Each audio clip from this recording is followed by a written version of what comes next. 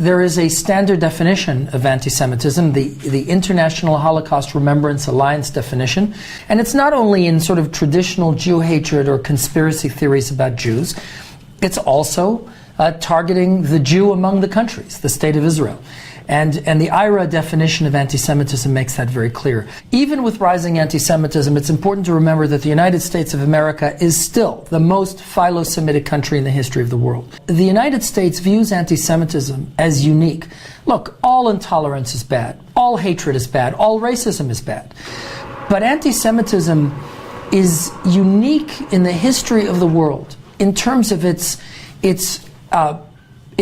relentlessness, its ubiquity, its age, often called the world's oldest hatred, its age, and in its destructive power. I'm very proud to say that my boss, Secretary Pompeo, stood before 18,000 activists at the AIPAC Policy Conference last March and said, "Let me go on the record. Anti-Zionism is anti-Semitism." You know, and when a member of the cabinet says, "Let me go on the record," that means this isn't a slip of the tongue or a passing expression. This is a statement of United States policy. And it is, because you can't pretend to love the Jewish people and hate the Jewish state. If one hates the Jewish state and is denying the Jewish people the right of self-determination, or even denying Jewish peoplehood, as some do, you can't pretend to be a philo-Semite. That is anti-Semitism. Anti-Semitism and the rise in anti-Semitism we're seeing today comes from three sources. The far-right ethnic supremacists, the radical left anti-Zionists and Israel haters, and militant Islamists. Those are the three sources.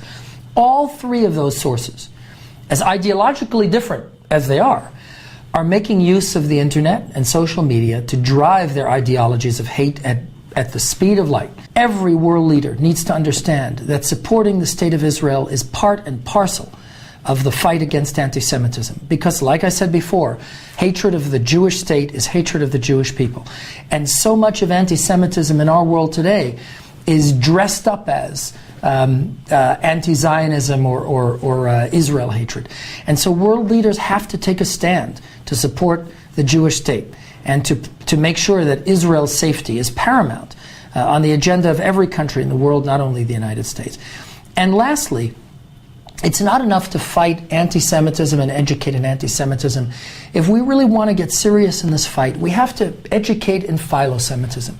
We've got to start talking about the beautiful contributions of the Jewish people to every society and every country that the Jewish people have been in. Look, you can't tell the history of the United States, or the history of Germany, or of France, or England, or Poland, or Hungary, or Russia, without talking about Jewish history and Jewish contributions. And so we've got to start educating, not only in academia, but every kid in every classroom has got to know that Jewish history is his or her history. It's the history of his or her country. That's how you really fight this scourge of anti-Semitism, by educating about the beautiful contributions that the Jewish people have made to all of these countries. And that's a very important lesson from this gathering as well.